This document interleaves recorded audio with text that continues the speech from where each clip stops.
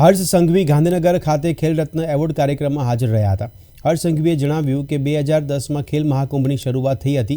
કચ્છ અને ડાંગના છેવાડાના ખેલાડીઓને પૂછશો તો ખબર પડશે। જે ખેલાડીઓ પોતાના ગામથી વિજેતા થયા તે આજે દેશમાં વિજેતા થયા છે। ખેલ મહાકુંભમાં 66 લાખ લોકોએ રજીસ્ટ્રેશન કરાવ્યું। તેમણે વધુમાં જણાવ્યું કે 4500થી વધારે યુવાનોને 1,68,000ની સહાય કરવામાં આવી છે। કુલ 44 ખેલાડીઓને 1.38 કરોડથી વધારે ચેક વિતરણ કરવામાં આવ્યા છે। 1,68,000 रुपया प्रति बालक प्रति विद्यार्थी पाछल राज्य सरकार द्वारा 1,68,000 रुपया एनी पाछल खर्च करवामां आवे।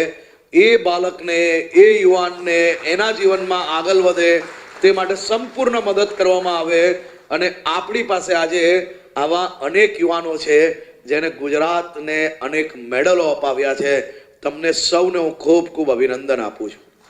आवी डीएलएसएस योजना माध्यम थी आपणे राज्यना कितनी संख्या पहुंची ये साल डीएलएसएस में